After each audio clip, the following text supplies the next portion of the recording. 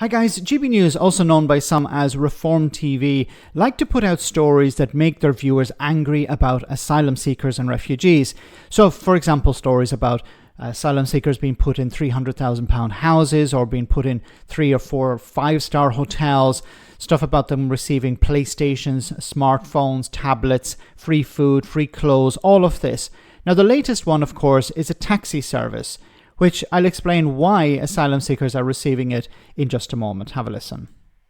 And on what planet is it a good idea, do you think, to ferry asylum seekers to GP appointments 250 miles away? They're legally entitled to the GP they were first appointed with when they came into the country. And if they move to an HMO 300 miles away, they keep the same GP. Yet again, people look at this, Tony Smith, and just think the lunatics are taking over the asylum system. Yeah, so we've spoken about this before, Martin. If I had my way, I'd detain them all at the moment they get off the boat in secure detention. We did that before. We've had doctors and dentists in detention centres. If they're ill, they can get help. But we should not be releasing vast numbers of asylum seekers into the community, in my opinion. We've got to a custom practice, really, where people go 24 hours straight through Manston into a hotel, and then there's a scramble to find out where they can go next. They don't stay in the same place all the time. They're moved around. And, of course, their doctors are still in the previous. So what the Home Office tend to do is put their hands in their pockets and say, well, that's all right. Let's just keep them happy, keep moving them around, carrying that process has to change, Martin. We have to look at our asylum support system, because you're right, these things keep coming out day by day, week by week. We are spending inordinate amounts of money on our asylum support system, and I would like to see that fundamentally change.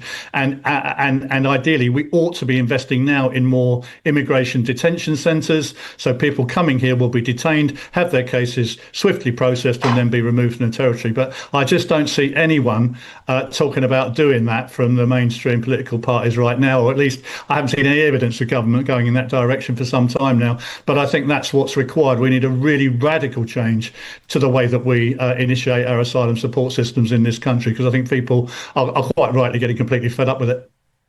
Tony Smith, I think you're absolutely right. And, let's be patient. We have a new Home Secretary, Shabana Mahmood. She says she's going to talk tough and act tough. Let's give her time to do that. She's only been in the job 5 minutes. Fair play. But we can't carry on like this. We cannot carry on like this before people just start to think we just lost the plot.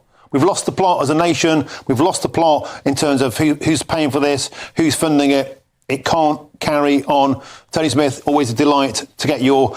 Okay, so why are the asylum seekers using taxis to go to their doctor? Well, as was sort of pointed out here, if somebody's moved around and they're being followed by one particular doctor, then it makes sense for them to go to that doctor if they're sick.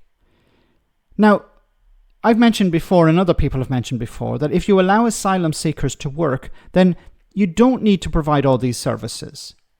If an asylum seeker is working and they move to another town or another city, then of course they'll just apply to the new doctor. See, asylum seekers are not allowed to make decisions for themselves. This is why you end up with situations where they're spending hundreds of pounds taking a taxi to another part of the country. The asylum seeker is not in a position where they say, well, I would like a new doctor, or I would like to follow my local doctor, I would like the doctor in my local area. They can't make these decisions. It's the Home Office that makes these decisions. And it would be a bureaucratic nightmare having to close down an agreement with one doctor and open another one. It would be chaos. And you'd end up with a situation where the asylum seeker doesn't have access to a doctor. And this would be in breach of their rights. They have put in a claim, and the government have to respect that claim, and they have to respect the conditions connected to that claim, in the same way as the asylum seeker is supposed to follow the conditions of their claim. They have to follow the rules, they have to complete paperwork, they have to sign in or whatever. So if the asylum seeker is upholding their side of the bargain, surely the government should be doing the same. So this idea also of let's just put them all in detention centres. Well, they used to be in detention centres, but the Conservatives decided not to process the claims. And then the detention centres were overcrowded, so people had to be moved into hotels. Then the hotels were overcrowded, or the hotels, as we saw, attracted protests. So they were moved into ex-military bases, but the ex-military bases attracted protests as well.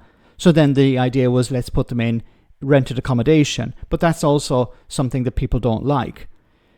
So it's easy just to say, well, we need to build more detention centres, but where?